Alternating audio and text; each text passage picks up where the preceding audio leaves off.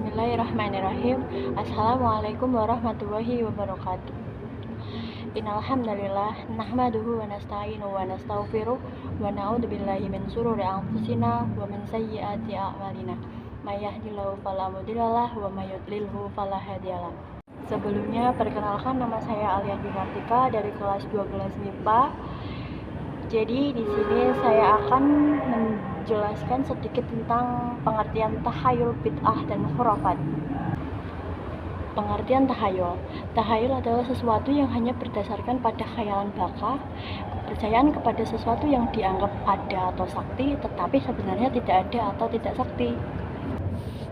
Ada kepercayaan yang sampai kini masih melekat dalam diri sebagian umat Islam di tanah air tentang bulan Safar, yaitu bahwa bulan Safar adalah bulan naas, bulan yang penuh kesialan.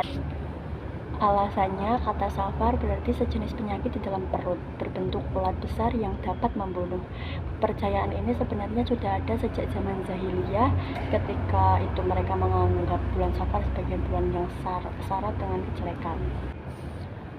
Di samping itu, mereka juga menganggap Rabu sebagai hari nahas, terlebih Rabu terakhir setiap bulan. Kepercayaan atau tahayul ini sebenarnya sudah dihilangkan oleh Islam. Rasulullah pernah berdebat dengan orang Badui. Tidak ada penyakit menular dan tidak ada kepercayaan pada tahayul, sabda Nabi Muhammad SAW. Badui berkata, lantas bagaimana dengan unta yang sehat, kemudian sakit? Setelah didekati unta yang sakit, Nabi menjawab, lalu siapa yang menulari unta pertama? Perdebatan ini menegaskan kepercayaan seperti itu tidak ada dan tidak dibenarkan adanya menurut pandangan Islam. Dalam hadis riwayat Bukhari dan Muslim, Rasulullah bersabda yang artinya tidak ada adwa, tiaroh, hama, dan safar. Adwa penularan penyakit, tiaroh yaitu merasa bernasib sial, atau Safar adalah bulan kedua dalam tahun Hijriyah, yaitu bulan sesudah Muharram. Kepercayaan atau tahayul ini sebenarnya sudah dihilang. Pengertian bid'ah adalah satu perbuatan atau cara yang tidak pernah dikatakan atau dicontohkan Rasulullah atau sahabatnya. Dua, pembaruan ajaran Islam tanpa berpedoman pada Al-Quran dan hadis. Tiga, kebohongan atau dusta. Imam Malik berkata, barang siapa melakukan inovasi dalam agama Islam dengan sebuah amalan baru dan menganggapnya itu baik, maka sesungguhnya ia telah menuduh Muhammad SAW menjadikan dari salah.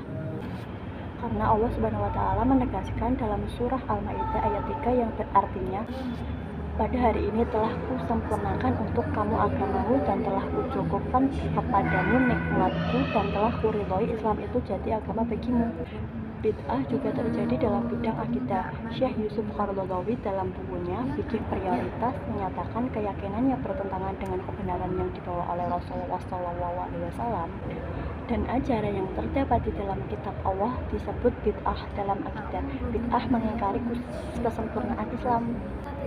Islam sudah mengatur berbagai sisi kehidupan manusia, mulai dari hal-hal besar seperti mengurus negara, sampai hal-hal yang dianggap sebelah mata oleh manusia seperti tata cara buang hajat.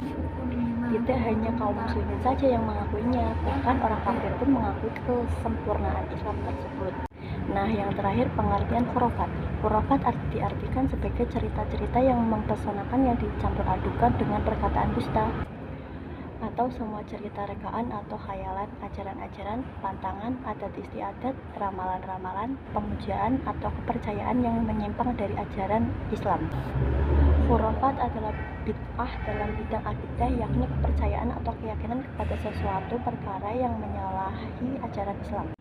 Misalnya, meyakini kuburan orang saleh dapat memberikan berkah, memuja atau memohon kepada makhluk halus atau jin. Meyakini sebuah benda seperti tongkat, keris, batu, dan lain-lain memiliki kekuatan gaib yang bisa diandalkan dan sebagainya. Masyarakat jahiliyah percaya jika burung hantu menghinggapi dan berbunyi di atas sebuah rumah, maka artinya salah seorang dari penghuni rumah itu akan meninggal dunia. Kepercayaan seperti ini mengakibatkan penghuni rumah akan berduka cita. Mungkin itu saja dari saya tentang pengertian tahayul, bid'ah, dan khurafat. Mohon maaf jika ada salah kata dan perbuatan. Cukup dari saya. Billahi taufiq wal hidayah. Wassalamualaikum warahmatullahi wabarakatuh.